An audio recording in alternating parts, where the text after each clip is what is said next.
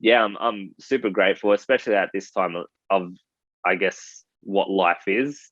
Like being an artist is like the ultimate thing. So I'm just living the dream, eh? Thank you for being a pal. What's up, pals? Welcome back to another episode of Pentool Pals, a friendly graphic design podcast between two pals. My name is Canvas Cam of Canvas Design Company. And I'm Cole from Cole Design. Thanks so much for joining us on another episode of Pentool Pals. Hell yeah. How was your weekend, dude?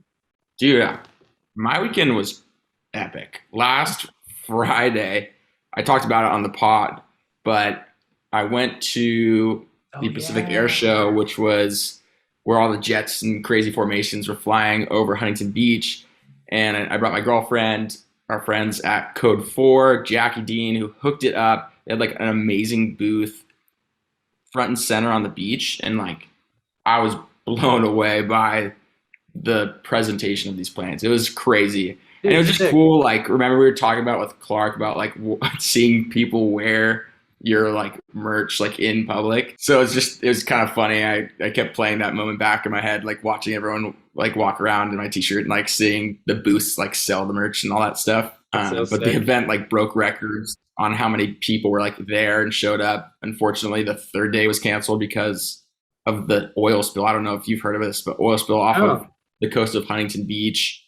And so like it was crazy. A lot of gallons in the ocean. So they had to cancel it. But other than that, it was epic. How about you? You had a wedding, was that right? Yeah, I had a little wedding. I went to just my buddy's 5-minute on the beach, not even 5 minutes. It was basically like, do you? All right, we're done. Now let's go get drunk all day. And that's exactly what we did. It was fun. We were in Cambria, and then we just made our way up and down from back and forth from Paso and wine tasting, and it was a good day off. We got home early Monday. We kind of went hard on Sunday, so we were like, all right, let's just head home early. But it was a good time. It was a good hard reset for me, and I spent Monday afternoon and evening catching up on work that I didn't think I'd get to that day, and the last few days I've just been crushing it, trying to get ahead and getting some stuff approved, and it's been good. It's good to kind of get away from 100%. Your work because it's so needed. It's so important, dude. Because like I didn't think about work all day, and it was like just having fun up in the mountains by the beach, just drinking wine, looking out in the mountains. It was a fantastic day off, and I had such a good time that I bought tickets to see the Jonas Brothers at the end of the month. Oh, my green screen. We're taking the girlfriend to see Jonas Brothers. That's so funny, dude. Yeah, I was just like, hey, why not? The tickets came up, and I got them from a friend who ended up can't go after all. So she was like, hey, you want these? And I was like, hell yeah. So we're gonna take another day off at the end of the month. It's gonna be a good time. That's really funny. I don't know if we've ever talked about it, but I get that I look like Nick Jonas like maybe once or twice a month. A little bit, yeah. Like it's been a thing in my life where like I've grown up with it since like 13 where people tell me I look like him, which not mad. Good looking dude. Yeah, he's a good looking dude. Quick shout out to Clark and Hellcats. I noticed that. Repping right now. Hell yeah, dude. Love my hat. Thank you guys. Sick. Yeah, I was gonna comment and I was gonna be like, sick Hellcats hat, dude. Well, we'll roll into our guest for today, Dale from ArtbyDale. I think this is our longest distance pal ever. Yeah, he's in Melbourne, Australia. Exactly. So I think that beats Dadon Leon. I think so. We could be wrong. I'm not good at geography, so me neither. That's why I'm an artist. Check me. Yeah. I'm an artist because I'm not good at a bunch of things, and geography is not one of them. He is a wizard with illustration and using the Wacom tablet. I mean, have you seen that thing? It's huge. Gigantic. Huge. Enormous. Yeah. It's probably as big as I am. Dude, That's not saying much, but I'm bigger than you, and It's as big as I am. Yeah, I'm just stoked to chat about like his process, like how he starts with sketch and gets into like these crazy detailed It's gonna be a good illustrations. one. And he's also a wizard of using like references and changing them and turning them into like he just uses them properly in the way that they're meant to be to the fullest extent. Oh yeah, I'm super stoked to have him on. So without further ado, let's get him into the chat.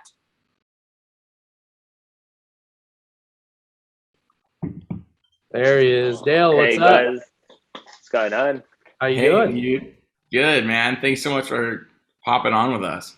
Oh man, all good. Sorry about the confusion on the time and stuff. Hey, Oh, Dude, good, dude. probably happens almost every time we film. Yeah, every time we film someone that's outside of the U.S., something like this happens, but it's no big deal. I had to rush all my, good. I had to rush my in and out, but that's about it. I just had Were that you burger. eating? I just had that burger, and I just went like. Ate it Have you all. ever Isn't had that In and Out, Dale? Look, I've been to the States a heap of times, but every time I've gone over there, it's like I've just missed out for whatever reason. Like it's been not close enough to get to, or and there's not a lot of them, is there? There's not.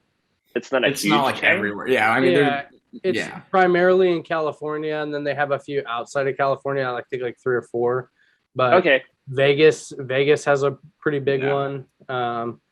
But yeah, no, I know it's there's. I've heard all about what is it, the animal style or something, animal or there you style go. fries and burger. I had animal style fries too, and yeah. those are pretty bomb. Look, But we don't have anything as exciting as that over here. We just kind of get the dregs of what America gives us. Like, we get the lower end of the spectrum, like Burger King. Like we got Hungry Jack's over here. It's not even Burger King. It's we get the cheap stuff. It's pretty miserable actually. oh, bummer, dude.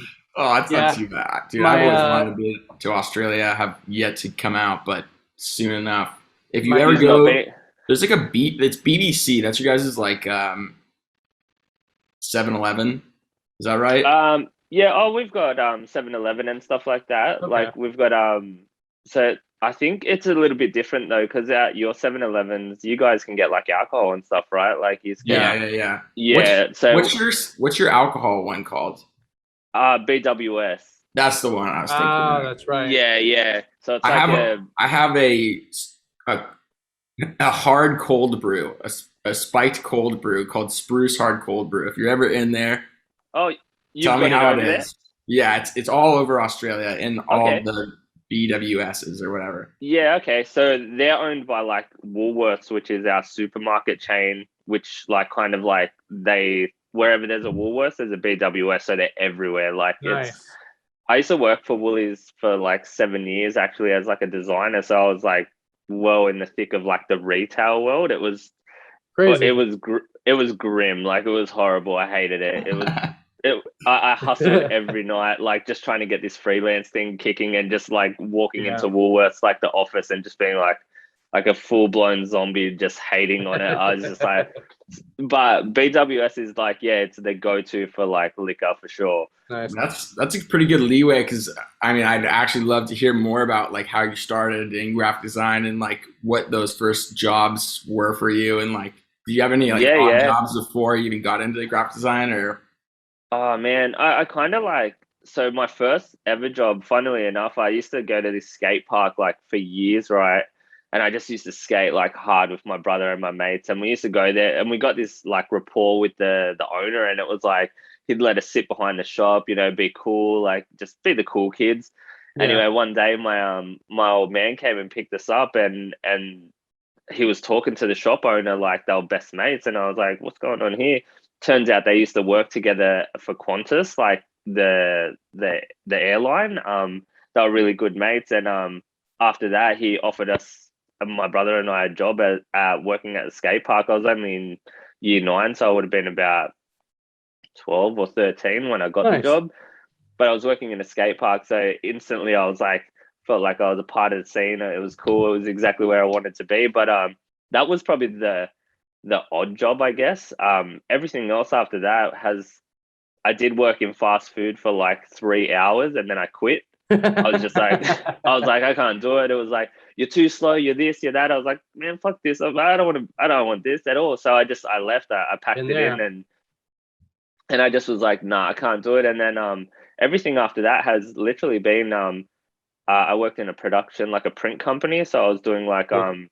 finished art and like setting up art files for print to go on the presses and stuff. And then after that, I went into like a production house, which was doing the Woolworth stuff, which was pretty interesting. It was, I definitely wouldn't say it was my highlight of my career, but it was like seeing the other side. So I started kind Yeah. of working.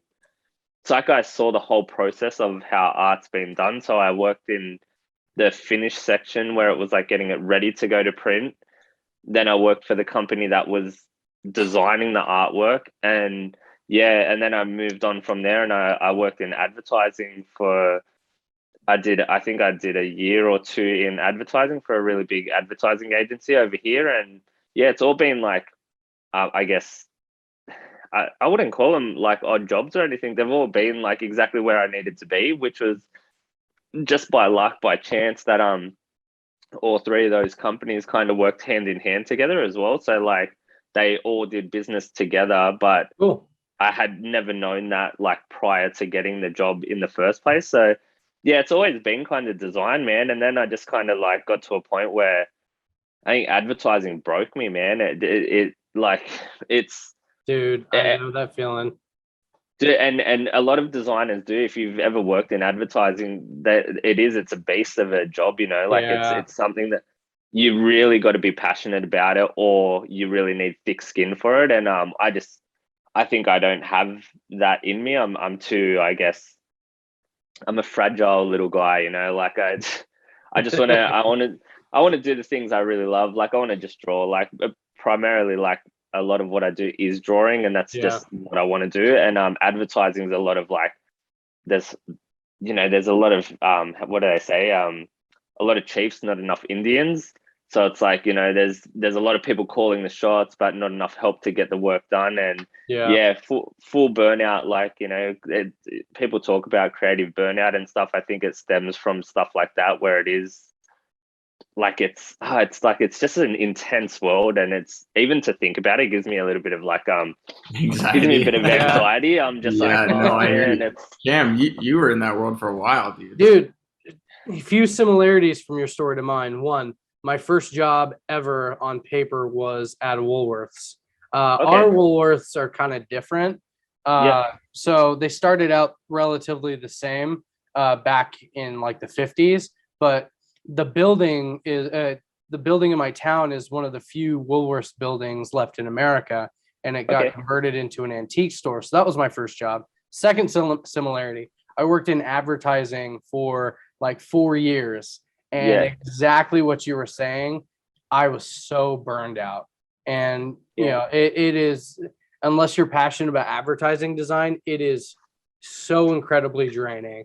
And that Yeah. was, kind of my sign that I wanted to kind of go off, because I just wanted to draw too. I just wanted to Yeah. build logos, do illustration, all that stuff. But yeah, dude, kind of the same. Advertising just kicked my ass and made me, really, really creatively Yeah. stale. The thing about Yeah. advertising is like you basically are sticking to a brand book the whole time. It's not Yep. necessarily like Yeah. you are creating that work. You're Yeah. basically just going off of someone else's work and producing the asset. 100%. Yeah. What also probably is super draining is they all need it like yesterday. So Yeah. the Yeah. turnarounds are super fast. And it's those guardrails, I guess, like that whole concept of like Yeah. having a brand guideline. Like I'm all for it. Like I don't do a lot of brand work. Like I try to steer away from it, because it is quite it's not that it's a niche market. I think it's a market where like when people want a brand book, or they want their logo design with the whole complete guideline, there's Yeah. a lot of like fluff in it, like there's a lot of stuff that people like they go into that can complicate a thing. Like I don't mind doing logos, but mine are quite like I guess they're just like illustrative logos. They're not Mhm. graphic design logos. There's a difference, right? Like No, big difference. yeah, and it's I kind of always like find a mine. hard time not blending the two, because I'm such like an illustrator, to Yep. where it's like when I build logos, I have such a tendency to kind of bleed over into the Yeah, illustration. absolutely. And I think that's hard. Like the whole advertising thing, they pride themselves on, hey, is that built to guidelines? Like, is that, have you checked with I'm like, man, fuck the guidelines. Like, let's just put this on the poster and get it out. Like, I'm tired. I want to go to bed. Like, Yeah. and it's no disrespect to people working in advertising, but you need to be, I think they're cut from a different piece of cloth, like they're kind of like, these people are happy to do that, where I think if you're a real creative person and I guess you live and you thrive on that creativeness, you want to take full control of it. So it's like, for me, it's like, I don't want to follow the guidelines. I want to break them a little bit. Like, I want to do some cool shit, but sometimes cool shit doesn't fit the brief. So yeah, I guess that's why we all end up doing our own thing, right? Like, you're kind of like, well, I know what I want and I know what I like, and the clients I have know exactly what I do and what I guess is ArtbyDale, right? Like, they're not asking to, oh, can you do it like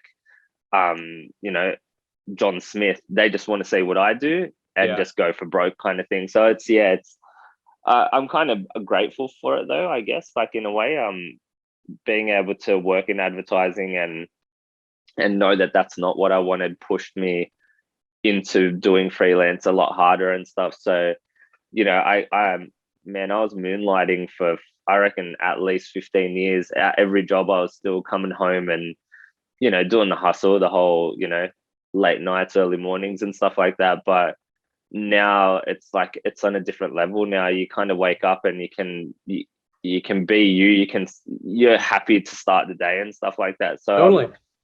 I'm stoked. I'm just like, I'm happy that I'm drawing through this whole pandemic. It's like, artists, I think, have had the upper hand on life, I guess. Like, we've had the opportunity. We've all been introverted for so long. The jobs we do don't necessarily need us to be face to face with clients and things like that. We can do this. We can do a Zoom call and get a brief across the line. It's I'm super grateful, especially at this time of I guess what life is. Like, being an artist is like the ultimate thing. So I'm just living the dream, eh? It's Yeah, man. We can both say the same. Like, I totally feel like we're living the dream when it comes to, like, we're just doing what we love. But we're it was just funny, like, to...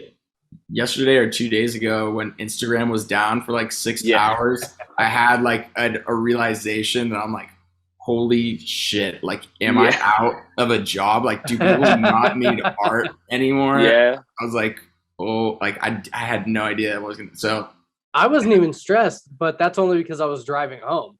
I was hungover from the weekend. Dale, I went out of town for the weekend for a wedding, so I was hungover, and I was coming back on a Monday.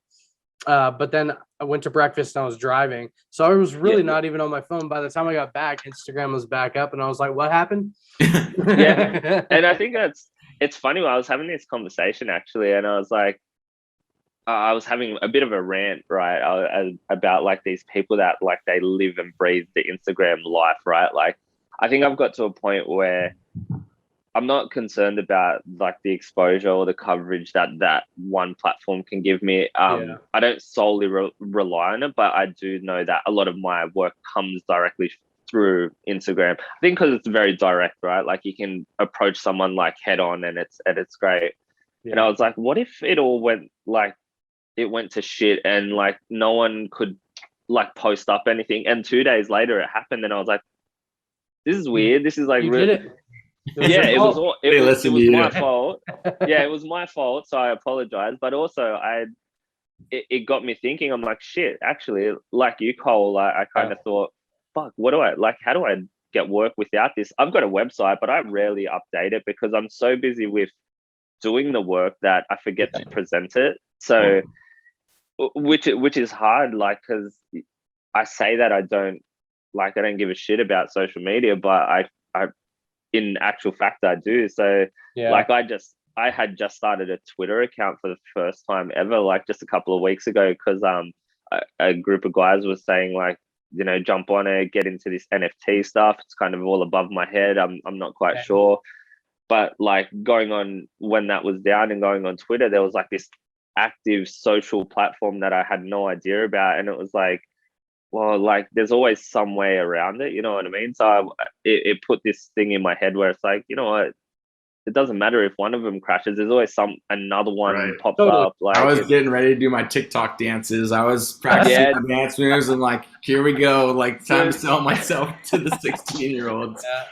Yeah, dude, that's the thing, eh? It's like you've got them all lined up, all the other apps ready to go. Like I've got logins for all of them. I just don't use them. Like I think I did create a TikTok, but it was solely to kind of hold my name, so no one took it, I think. And Yeah.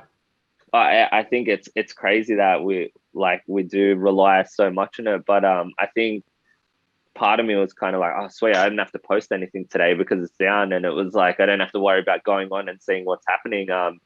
But there are people out there that it would have ruined their whole week, you know, thinking that they look Sure. like influencers. Oh man, like how many pairs of Nike SBs can they show us like in a day? they lost a lot of screen time on their outfits. Mark Zuckerberg and like Facebook as a whole, they lost like 7 billion. 7 billion. Yeah. Yeah.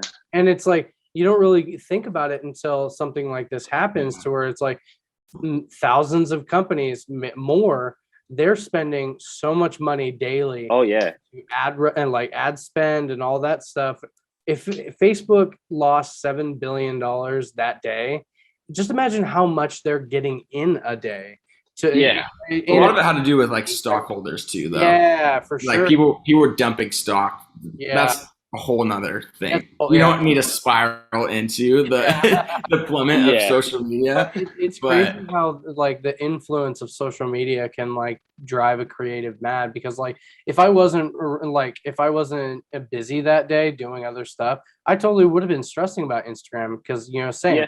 I get a lot of my business through it, and it's like I get to show, it's a platform where I get to show my talents and more business, and some friends tell their friends, and it's the easy thing of just going, hey, can you forward me this guy's information? And that's how we get our business for the most part. And so if social media were to go down permanently, what would that do for, I should say not just social media, Facebook directly. If Facebook were to go down, what would we do to kind of years to gain the momentum? It's taken me years and to get the following that I have, and I've only have like 4,000 or something like that. But it's all word of mouth, So how do I get that word of mouth over to a dribble or a TikTok or something like that? It's something things we got to start thinking about. I think that's what's great about, I guess, like and the Behance platform, I guess, has always been there for the longest time. And so my two primary, like, I guess, traffic centers are Instagram and Behance. And it's crazy because I don't go on to Behance and check messages and stuff like that. But like, I do forget that there's those platforms, and I think a lot of people do forget it, and they think it is only like Facebook and Instagram. So they do start to freak out, right? Like you start to think, what else do I have? And I guess as an artist, and I don't know, I'm 36, so like I feel like I'm 36. You look like you're around our age. Like I'm 28. 26. Yeah, no, dude, I'm 36. Like I feel like I've been. Hey man, you're looking good, dude. Yeah. Look, I feel good, and like I kind of, my body is paying for my age. Just to digress into something else, I went for a skate last night, and I buckled hard. I came off this rail and I hit the floor really hard. I woke up this morning, man, I feel like I can't walk. So 36 is real. Like it's. Dude, I know how I feel. I used to skate every single day. My ankles. I like broke my ankle when I was a kid, and now it's like I'm 28. I feel that ankle pain every day. Yeah, dude, like, and it's if I were to get on right now, oh dude, if I fall, I'm gonna be sore for days on end. Man, I'm telling you, I'm gonna be wheeling around on this chair all day. Like I can't move. I'm so sore. But like when I first started this whole, like, I guess my career, let's call it, there wasn't really like an Instagram or a social platform, right? It was like you needed to hustle, you needed to get like your folio out there. I was like kind of just talking to art crowds and trying to get my art in front of the right people and stuff. Like you were going to art shows, you were networking for real, right? Like you were putting yourself on a platform. And I guess I got on Instagram at the right time where it was relatively new, and it's like, you know, I've got a big following now, but it probably is actually very, I guess, well, it makes sense that it's at that height where like I've been on there for so long, you know what I mean? Like it's probably been like however long Instagram's been around. If you go down all the way to the bottom of my feed, you can see I was posting up like the weirdest post, like had no relation to art, but I was on there, right? So I was building like this following straight away. But it's like I think this generation it's got it real easy, right? Like if you can have something unique and that people can, I guess, like it resonates with people, like it's quick to get a following. Look at the YouTube careers of people, like you just have to have that something new, and it can just like go viral and spiral out of control. Where for me it felt like it was a real hustle, like, and that's why I use my little motto that work smart, hustle hard. It's like I was hustling like for real, and it was like I think if you grew up in the age where it was like there wasn't a lot of opportunity on Instagram, like it was a real like hustle. Now it's easy for me because I guess I've done enough work with enough big companies that it's like you said, Cam, it's all word of mouth. It's people know I'm a good guy to work with. The work comes out like on time, you know, like it's just those little things that like having been in the industry for a while, you can get that word of mouth. So I think the power is in like social media now for sure. Like that's like a lot of people, I get heaps of messages, man. And it's like, oh, how did you get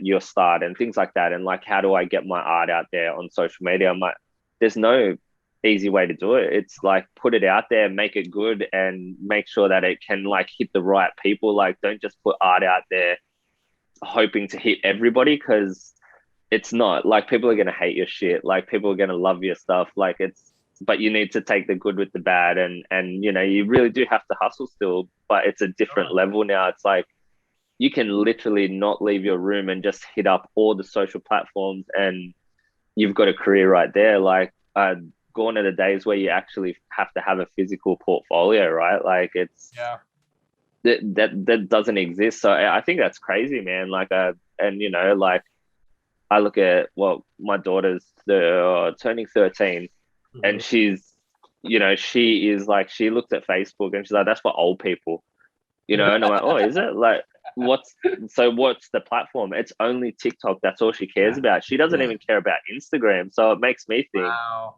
I know, who's my target audience? And you know, my analytics and stuff tell me it's the guys in your age and my age group, you know, like that 20 to 35-year-olds. It's like, is that the only people I'm hitting? Like, what about the guys that are buying stuff? Are those teenagers? You know, they're the ones spending the money. Like 20 to 35, man. I'm happy to pay for food and petrol. You know, like that's all I need. Yeah. It's quite funny, man. Like to know how it's all changing again, right? Like totally. It goes through these motions. Hey. I think that there was also like a funny instance this week because we were talking about like producing good and original and unique work, and me and Dale were chatting about this one instance last week where I was scrolling through Instagram and there was a post that just looked a little like too familiar, and I realized that someone had kind of like mashed like two of my drawings and designs and put it into one. They'll go unnamed. We've talked and like we've chatted, but it was just one of those like funny things. And I think, and it was funny too, because a week or 2 weeks prior, I reposted one of Dale's works that like perfectly represents how to use a reference. Yeah. So while I was talking to this person, I was like trying to teach them about how to use references properly. Yeah. And I think Dale does that perfect. Can we pull that, like the rat illustration you did? Dale? Yeah. Because dude, that design, the design you shared, it was exactly your design, Cole. They didn't even try to change a lot of it. It was two mash up into one. Yeah. and no shame in their game. Yeah, and I just think that I mean, like me and Cam, we've had an episode on references versus like stealing, and so like I think this is like a really important topic in general, and it like he really didn't think he stole my work. He just was like, he's like, I'm sorry, I should have told you I was like gonna use it as a reference. Oh yeah, Cole. All right, perfect. Yeah, you sent this to me. Do you have your like drawings of like the guide too, like you posted on Instagram? You know what I'm talking about? I can show you that. Yeah, Perfect. let me I want to show that in particular, and then we can roll into some of your other artworks as well. all right, here we go. Can you see a blank screen? Yeah, blank screen. Yeah, that's how all projects should start. Not with not with Cole's artwork there ready to trace. 100%. All right, so I've got this little like I just did this. Yeah. Purely for like fun. Hey, like I just was like, I just want to make like a little character and stuff. So is this all sharing? Like you can see this now. It's all good. Yep. All right. So I was like, this photo. Obviously, I can't give credit to the artist because I stole this off Google and I don't actually. It had no artist attached to it. But I guess like for what it's worth, I just pulled a photo of a skater. And I was like, oh, I like the pose because everything's kind of like, feels like it's moving, things like that. And then I basically just kind of like sketch over the top. Like this was probably like a little bit more refined than it would have started. But you can see parts of it have probably kind of like been directly looked at, I guess, for angular purposes and stuff like that. And for movement and things like that. So I know that like this as a body kind of shape works. Excuse the 4 fingers and all that sort of jazz. Like it was. Oh, dude, no good. It's like I That's look how at cartoons are, right? Well, yeah, most of them are, and I guess that's what makes them like. It's quite like it gives it a lot of character. It's unique to you. Like I think that's even more so the point here is that like this hand on this guy's photo like is not like how you have it. You're you're using it solely as a reference.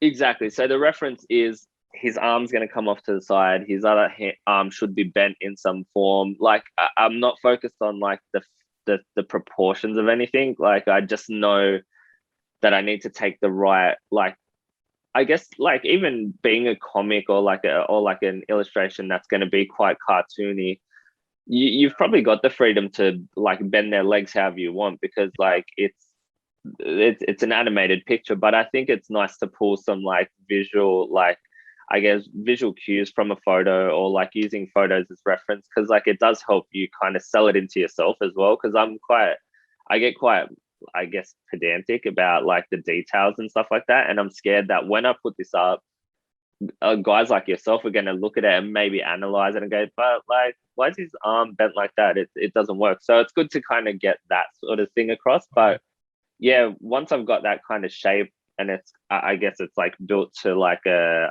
model, I then will get rid of that and start tracing in like details and, add the rat head. Like, I don't know, I add the chain or add some new clothing, add the hands, like make it feel like a little bit more like Disney animated, like real chunky and stuff like that. Try to get some details in there that feel like, there's extra movement, like the laces and things like that. So I've still got the feeling of like this guy over here, this like this skater, like the photo, but like obviously now he's a rat. Yeah. He's doing the same pose. Without seeing the photo, you would think I've drawn this like off the top of my head, like, and it's still an original piece of art, right? Like, because all you're doing is using this stuff as reference. You're not actually physically saying, I mean, what we saw Cole and what Cole shared was quite like it does feel like a little bit of like it's a kick in the face because it's like line for line, like the clouds that I was like looking at the clouds in the background, and they're the things that he could have redrawn to make it kind of to throw Cole, if anyone, you know what I mean? Like but if you're going to trace it line for line, you put yourself at risk anyway. So yeah, and even the nose, some features of the face, yeah. this person took features from both illustrations, and it's Yeah. like it's undeniable if you look at the two compared to each other. It's not like this. Yeah. The illustration of the rat, doing a kickflip and stuff. I can look at that and I can't even begin to know where you looked for the original Yeah. material. And I that, would Yeah, almost and recommend to anyone. I would recommend to anyone to use a photo reference yes, for basically any of their drawings, that's especially the when they're right way doing to do things. proportions. You know what I mean? well, and But also I couldn't figure out how someone is going to move their yeah, I mean, it's so hard with the body. I mean, you have to have years of look, experience and training of drawing the human proportions to be able to do that from your brain. yeah. And if you can't do that, then use a reference. But you Well, and I cannot think you cannot trace or use a reference of another illustration, because usually no. that's where things get weird.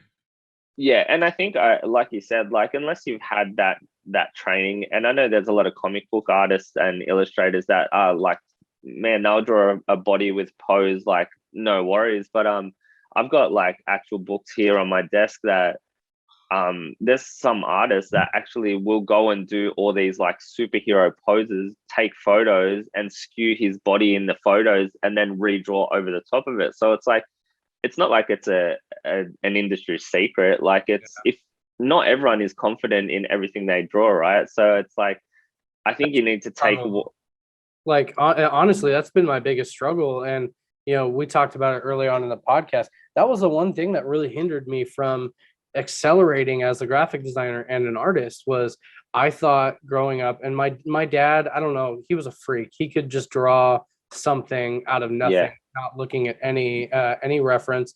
And he would look at reference, but he would get the reference so down just by yeah, he would look at it one time and come back to it. I am not that way, but I was so yeah, like, I had it in my head that I couldn't use references the way you do here and the way I do now. And so yeah. all of my illustration work looked terrible. And one thing that artists need to learn, they need to hit that in between. It's okay to use reference, but it's not okay to copy completely. And so if you want to be successful in this thing, you need to be right there in the middle, open to interpretation, inspiration, but stop copying. Yeah. And it is it's a hard I think it's a hard kind of like, it's a hard one to get as a new illustrator, because I make it a point, like I do a bunch of live streams, and I've done a few where I've talked about like the importance of using like photography as reference, and whether that be with an iPhone taking a photo, or like a reference photography of like Adobe stock or Getty Images, any of that, like that stuff. I think you need to understand, like, where does it become copying versus where is it like a reference? And it is hard, I think, to talk about. I think when you see someone do it for like firsthand, it makes it a lot easier to understand. And I think I've had a lot of guys that have done the whole style bite, and not even style bite, like where it has been a blatant rip, and it's like, oh, but I changed the colors so it's different. It's like, but that's not making it different. Not making it different at all.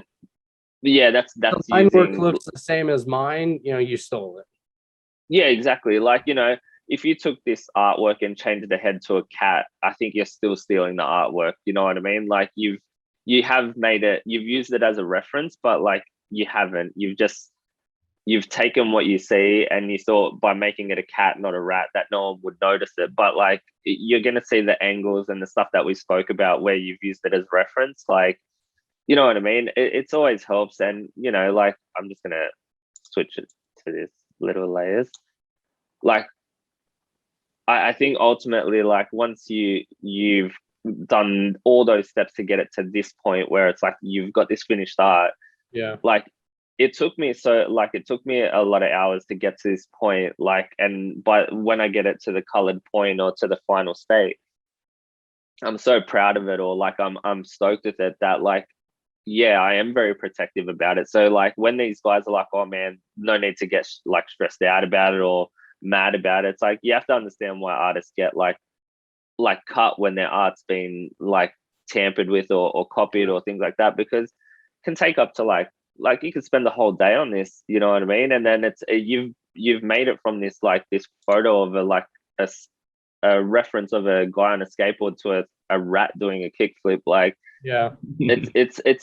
it's some stuff that, like, you know, we can probably pump it out quite quick, and it's fine to do so. But I think at the end of it, like, you kind of, it's your artwork, your baby, and it's almost like you do get really protective about it. And I find it really funny that when you approach these guys about like being like ripping your art, they're very like quick to say like calm down, relax. Like it's you have to understand what goes into this, and you know, the thought process, like all the concepting and back and forth in your mind. You don't go to sleep sometimes because you're like, oh, I could change this. Like, you know, it's like Actually, have some I consideration. want to speak to that. Can you just zoom all the way in on your rat, because it's some of your details and like even your color palette, like you're drawing shadows and double shadows, and you're doing all the tricks and tips.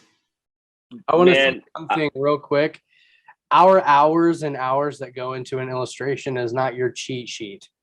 You know, this is like we kill ourselves over this, and we don't kill ourselves over this so that you can just take it and recreate it in 5 minutes. So but we know you pals watching. You're not that. Don't do that. You're not that person. You're our pals. You're our best pals. Yeah. You wouldn't do that to us. Or would you? We're watching. But maybe we're watching. Dale just screenshot this right now. Yeah, here. Everyone's screenshot. Yeah. I think it's funny. Like, I'm still like, I'm very new to, I guess, color. Like, when I say new, I've only been like playing with colors and kind of trying out new styles, because I always thought I didn't want to be like a, you know, I didn't want to put myself in that like, that's my style and that's all I do. So like for the longest time I'll just share this this PDF that I've got. For the longest time I was doing like the same old like styles and graphics. Like for everything that I did, it was always in this kind of vein where it was it was always black and white, it was super detailed, it was all that. And then I kind of was like, I want to explore like those characters and things like that, because I was getting this like influx of like skull after skull. Like I was doing skulls for years. Like it was just like every job I had was like skulls. So I kind of became that guy, and it wasn't by anyone's fault except myself, I guess. Like keep pumping them out and stuff. So I started like exploring, like adding little bits of color, adding like less details, trying these new styles, and like it's paid off. Like I think it's important that, like, you know, it's kind of the whole like copying someone's style and stuff like that. I think it's nice to explore and reference a lot of like different styles while you're kind of building your brand. And then when you get to a point where like you can hone in on it and own a style, that's when like it becomes your own. But you never stop growing as an artist. So I think it's easy like to explore and kind of put things out there into the world that maybe you thought you never would do. So stuff like this, I wasn't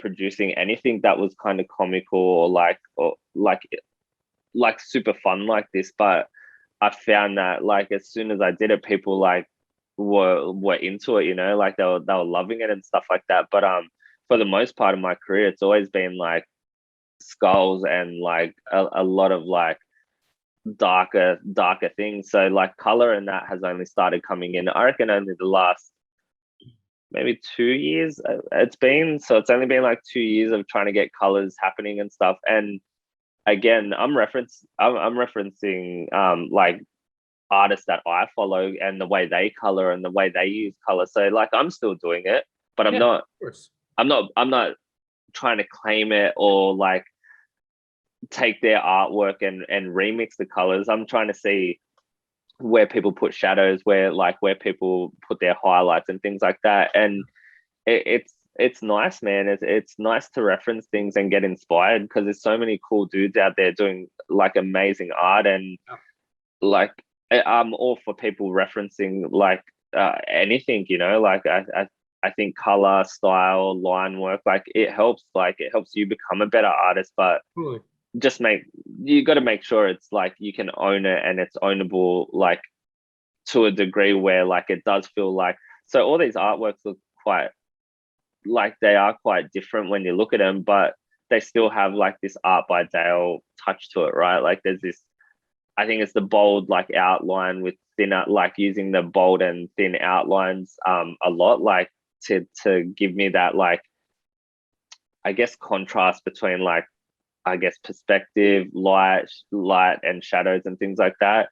But like they all feel like they're artworks that I've produced, like no matter how they end up, like you can always feel like it's yours. So color, black and white, it doesn't matter as long as you've done what it takes to feel like it's yours, then you're doing the right job.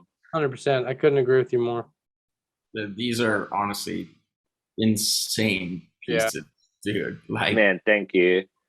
Yeah, like the amount of detail you have on these, which I mean makes sense. We've seen your Wacom tablet. It's like, Yeah, it's dude, enormous, right? It's like a house. Dude, So you must just be like zooming into like the smallest portions, just doing like little lines and dots. Man, it makes it's like it is like the tools that you have, obviously, like they help, like, you know, and I'm super grateful that like Wacom's on my team, and like, you know, like they help me out. And dude, this thing's 32 inches, like it's big, man. I know that's bigger than some dudes' TVs and like that. It's like I'd say like it could be overkill to a degree, like, to be quite honest. Like I don't think it needs to be that big, but if you've got the space and like like you've got the income to justify having these tools, like I can't stress how important that is. Like people are always asking like, oh, how do you get your line work like that? How do you get it? Like, yeah, there's ways. Like you can buy brushes, you can buy like Photoshop brushes or Illustrator brushes that can give you tapered lines and all that sort of stuff, and you can do it with a mouse. Like there's like you can do it with the Pentool, legit. Like it's easy. But these tablets are like coming back to like grassroots stuff where it's like drawing hand, like almost traditionally, you know what I mean? It's like I think it's cool to be able to own that side of it as well, like having like that freedom and like that natural feel in all your artworks, opposed to using a mouse. But to tell you the truth, I've still got a mouse. Like I still use a mouse like from time to time, like I do. And sometimes this 32 inches is too big, so I'm just using it as like a dual display. I've got emails on one side and I'm only using half of it. So it's like, you know, That's sick. It's good, dude. It's a sick device, and like I said, like you can do, I guess you can create in any way that works for you. I guess like if you can afford to buy like some extra tools to help you to your advantage, then go for it. Like, but no, I get a lot of people like, oh man, that thing's so expensive. Like, oh, blah, blah, blah. I'd never be able to afford that. It's like, you might not be able to afford it, but I bet you could still draw just as good without it. Like it doesn't, Totally. it doesn't make you a better artist. It just is, it took away me having to draw, scan, like re-ink and things like that. Like I've, you know, like it's not about like it's like showing off or No. showing people your studio setups and things like that. Like I like to post it up because people ask me the question a lot, you know, like it's never like, I don't like to think I brag about it. I don't like to talk it up, but like Wacom's been good to me, and you know, like we've got a relationship where I like to showcase their product because there are people that are genuinely interested in like people's workflows and the tools they use. So it's like it's cool. And yeah, like I said, man, it is like it's excessive. Like it's like you walk into the studio and it does feel like it takes up like the whole space, but it's on a flex arm, so it kind of can go anywhere. Like I can move it around and stuff. So it's cool, man. And it helps with the details 100%. It's funny you say, like, it's not like we're trying to like brag or anything. I have a 32-inch screen in front of me that I work off of. Yep. And I have my iPad, and so I'll use AstroPad to kind of draw from my iPad and stuff. And without those things, I'd still be able to do good design work. It's just it's getting the tools that we're comfortable with so that we can do our job a little bit better and a little bit faster. You know, I use AstroPad every day just so I can like actually draw in Illustrator, draw like just lines, use certain brushes that the pen tool, we're called Pentool Pals. I don't always use the pen tool, guys. No. And it's, using tools to make the job easier and use brushes that, look cool. So Mhm. yeah. We all started with a pencil, like we all started with the same thing, like we Yeah. all started with this and a piece of paper and a pen. I've seen some people like do the craziest ballpoint pen drawings or Yeah. things I've ever Yeah. seen in my life. You know what I mean? But it's not, it's not your tools that make the artist. But if you guys, once No. you start leveling through the profession of graphic design and you're able to, write off these tools for tax Yeah. purposes or, use them because it makes sense for the amount you're getting paid for the artwork that you'll be able to produce it. Maybe you'll be able Yeah. to make more money for future projects if you're able to scale up your tools or your toolbox, whatever that may mean. But it's, it's like you said, it's not the things that we're using that's going to make you the artist you are. Yeah. No. And I think that is important. I think that's like, it's the number one question about like, how do you afford it? It's like your art should be like, you should believe in your art that much that like you are willing to invest in yourself. Like if you, I think if you don't want to invest in yourself, like you don't believe in yourself, especially as an artist in this day and age, like, you can draw to, you can draw to the cows come home, right? Like you could go all night on paper and stuff, but there's going to be a need at some point that you will have to get that thing digital. And if you think it's worth paying someone else, and I've done this before for a bunch of tattooists where they're like, man, can you digitize this artwork for me so I can get it ready for print and stuff? It's like wouldn't you just go like, and it's very different now. The iPad came along and just like shook the game up a little bit, because now it's like, I remember a lot of like tattooists back in the day, and they'd be like, oh yeah, but you draw with a tablet, like it's easy, it's blah blah blah, and it's like, it's digital versus traditional, and it was that big, like there was this rift between like like what was genuine and what wasn't. And I was never like too fast. I was always willing to help anyone. Like I was like, yeah, sure, I'll do it, I'll redraw your artwork. And I think like now people are investing in themselves. They're buying iPads. They're learning to do it themselves, because it is quite easy, right, to pick up, because it is just a pencil and a digital piece of paper. I think it made it easier for tattoo artists to actually understand the whole digital side of things, because I had the same thing. My upbringing in art was traditional tattoo art, and I had a few of my friends who were tattooers. They do the same thing, like send me over their art and all that stuff. And some of them would be like, oh, you're just like drawing on the screen, like blah, blah, blah. You're not doing the real art. But then when Procreate came out, there was an interest. And then people were going, okay, this shit's a little bit harder than we expected. What is jitter on a brush? And like that. And so there's a whole other world of graphic design that, traditional like artists, pen to paper, they started to go, oh, there's a lot more, tech side to this, that a lot more knowledgeable than you'd think. Yeah, and I think it is hard to have that conversation sometimes, because I've been digital for so long, like for the longest time. There still is that argument about like it's not as pure as traditional art, and I don't understand the concept, because if you're just talking about going and buying a lead pencil and drawing on paper, like what, I don't see the difference, because when that thing gets printed, I 150% disagree that you can tell the difference between someone that scanned in their drawings versus someone that did a digital and used like a bunch of Kyle's brushes that are like what are they called, like graphite pencils and things like that. You know what I mean? It's like I don't think it matters what you use. If you're drawing or you're creating, why is anyone having that discussion? Do you know what I mean? It blows my mind. We're just it's a fickle little world. It's a fickle world. Actually using a paintbrush, you don't know how to hold a paintbrush. Like, come on, it's like, get out of here. Also, we all know how to hold a paintbrush. We did it in like our first year of school, like in kindergarten. We're all drawing like with crayons, and we've worked our way up to whatever medium suits you. Like and I've just chosen digital over anything. I still paint murals and stuff, but I make sure that my murals are based and look exactly like the way I draw on the computer, because I like the clean lines and things like that. Like I'm not trying to create something that's not me. So it's like I still do traditional, but I choose digital, if you know what I mean. It's like, Oh, yeah. hell yeah. That was epic. Yeah. I mean, I think that we hit a bunch of good topics. We're just That's about good. get into that 1 hour point. So if you want, we can end it on any spot you wanna do it, Dale. Like if you want to tell everyone where they can find you and where they can follow you if they don't follow you already.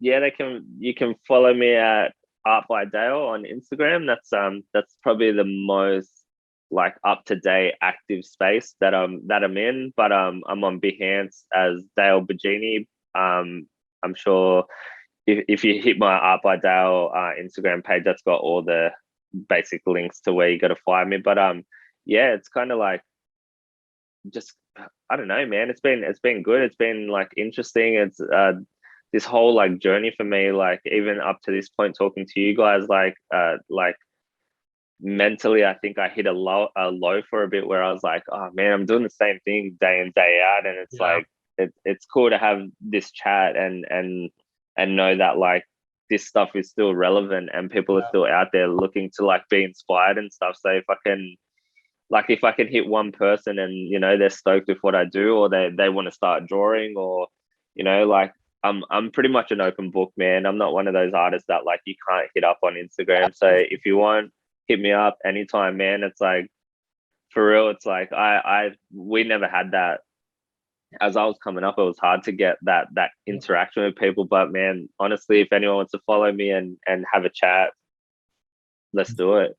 Hell yeah, dude. Dale, it was super, super rad having you on, man. Super good having to talk. Yeah. You're killing it. Thanks, man. Your artwork and illustrations are honestly like beyond everything. It's just top notch, dude. Yeah. And No, like thanks. you inspired me to like get even more detailed with my illustrations, and I don't even know where to start. But at least I will try now. Dude, I'm stoked. No, thanks heaps, guys. Like I appreciate you guys reaching out. I appreciate the time. Like I said, like it does mean a lot, like as an artist, like to have people want to talk about it and want to hear more than just like who you work for or what you get paid, or you know shit like that gets real boring. So it's been real, like it's been actually like a genuine chat that needs to be had. So thanks heaps, guys. Yeah, of course. Thanks for being a pal, Dale, and Dale. We'll talk to you soon. Thanks, boys. Thank you for being a pal.